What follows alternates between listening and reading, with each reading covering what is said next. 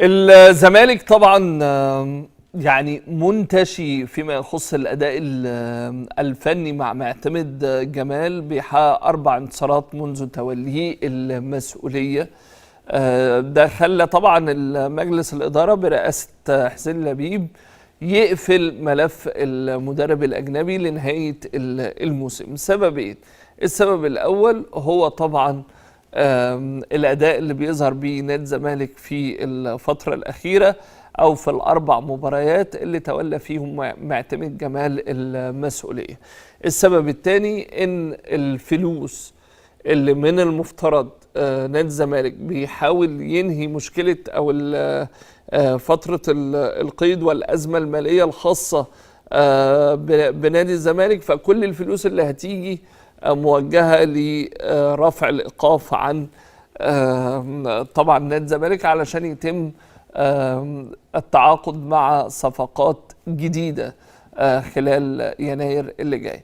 بعض اللاعبين يعني تم ترشيحهم وبيفاوضهم نادي الزمالك سرا تحسبا إلى طبعا رفع الإيقاف خلال منتصف شهر ديسمبر الجاري.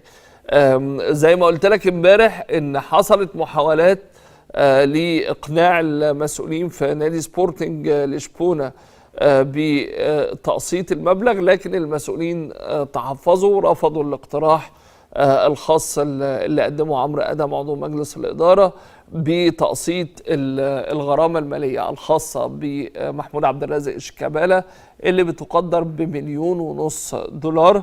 ان مجلس الاداره كان مقترح ان يتم تقسيطها على دفعات، كل دفعه 25% كل 3 شهور، لكن المسؤولين في نادي سبورتنج لشبونه بلغوا فنجادة المدير الفني طبعا الأسبق لنادي الزمالك والسابق لاتحاد الكرة والسابق أيضا في المنتخب الأولمبي، كان توسط لحل الأزمة.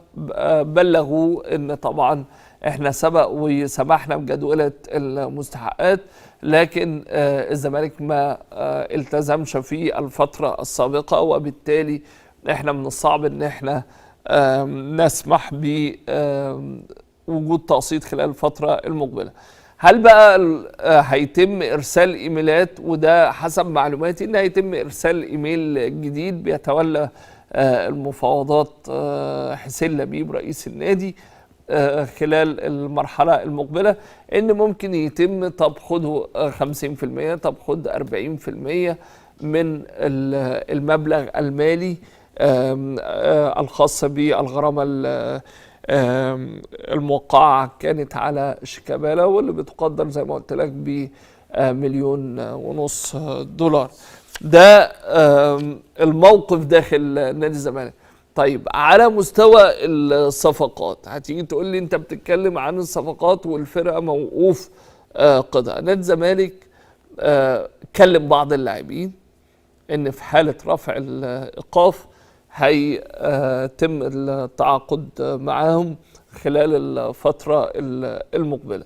نادي الزمالك بيدور أو بيبحث عن ظهير أيسر يكون موجود بديلا لأحمد فتوح. أحمد فتوح مكمل، هيكون في أو هيتم تجهيز بديل قوي جدا علشان ما يكونش نادي الزمالك محتاج لأحمد فتوح.